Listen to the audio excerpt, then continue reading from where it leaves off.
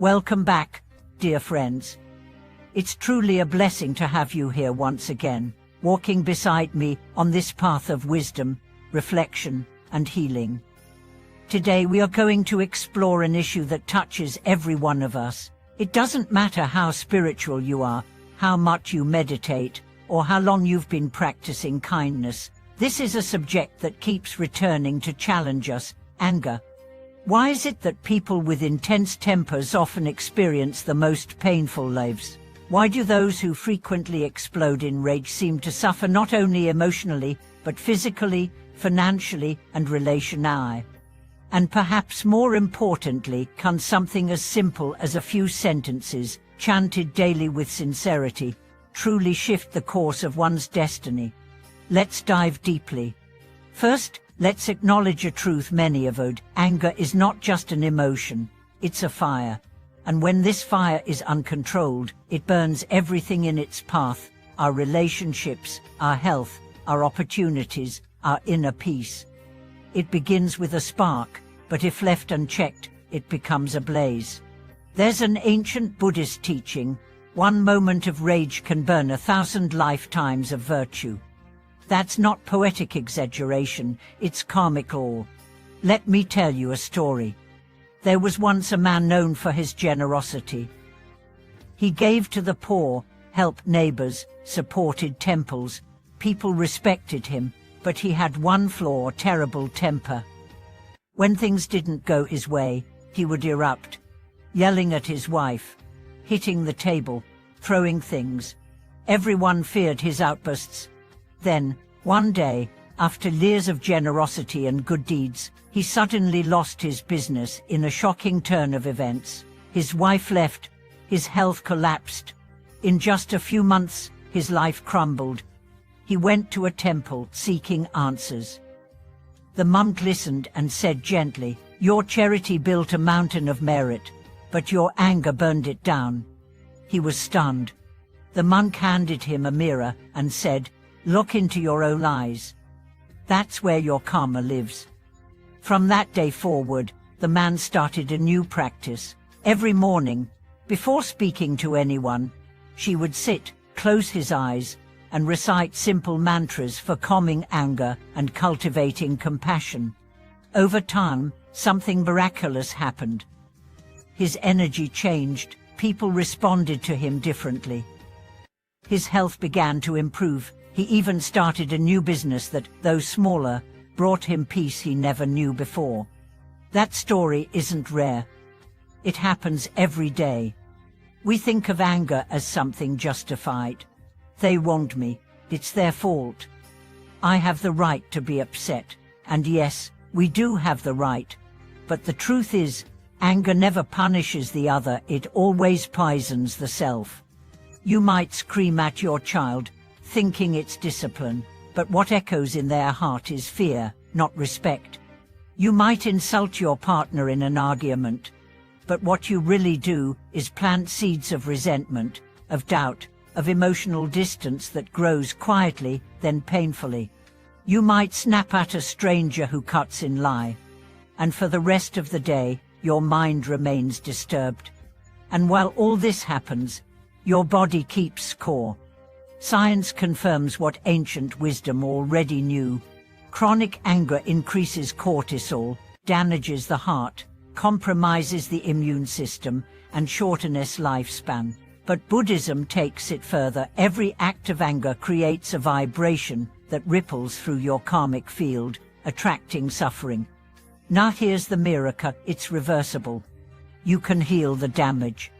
You can transform fire into light. And it begins with the vice.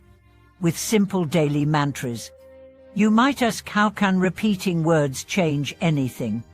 Because your words create vibrations, and those vibrations reshape your consciousness. Consider the mantra, "May all beings be happy. May I be free from anger," said aloud each morning. This isn't just sound. It's an affirmation, a prayer, a declaration to the universe. Or the name of Avalokiteshvara, Om Mani Padme Hum, the Bodhisattva of compassion. Each syllable purifies a different layer of your suffering. not just intellectually, but energetically. People who chant this mantra daily often report strange shifts. They sleep better, their relationships feel softer. Random good things start happening. Why? Because they're tuning their energy from violence to gentleness. One man shared his story with me. He had a short fuse. Everyone around him feared his mood swings. One day, a friend challenged him, try chanting Om Mani Padme Hum 108 times every morning for a month. He laughed at the suggestion, but reluctantly, he agreed. The first few days were mechanical, but slowly, something opened. He began crying during the chant. Memories arose, old wounds surfaced, and with them healing. Today, he says that one practice saved his marriage and restored his health.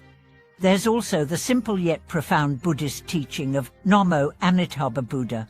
Just chanting this name with sincerity brings the light of boundless life and infinite light into your consciousness. It calms the turbulent waves of emotion, especially anger. So here's a practice I want to share with you. Every morning, before you begin your day, sit quietly, take 3 deep breaths, place your hand on your heart, and repeat, today, I choose peace over anger. Today, I let go of control. Today, I forgive. Then, chant Om Mani Padme Hum 108 times. Or simply repeat Namo Amitabha Buddha with devotion. If you do this daily, not just as ritual, but as realignment, your life will change. You'll notice that the urge to snap begins to fade. You'll find that your triggers become teachers. You'll realize that you don't need to win arguments to feel powerful. You only need to be in peace to feel whole. Let me share one final story. A woman came to our retreat center with eyes full of sadness. Her teenage son barely spoke to her. They argued constantly. She believed he was disrespectful. He thought she didn't understand him. During the retreat, she practiced daily chanting, focusing on transforming her anger into compassion. At the end of the retreat, she didn't force an apology from her son. She simply went home with a different energy. 2 weeks later, her son hugged her, something he hadn't done in over a year, and said, "I don't know what's changed, Mom, but it feels better being around you." She cried, not because of the hug, but because she realized she didn't need to change her son. She only needed to soften her own fire. This is the power we all carry. You don't need a temple. You don't need a master. You just need to start with one breath, one mantra, one choice to not feed the fire. Anger is not your identity. It's a pattern, and patterns can be changed. The more you recite, the more you align. The more you forgive, the more you're freed.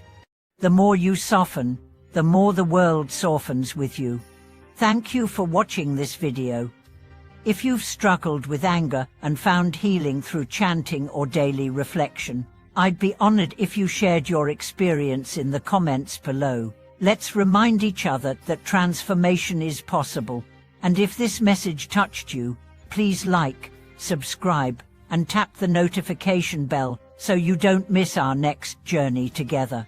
Until then, may you speak gently, feel deeply, and live lightly.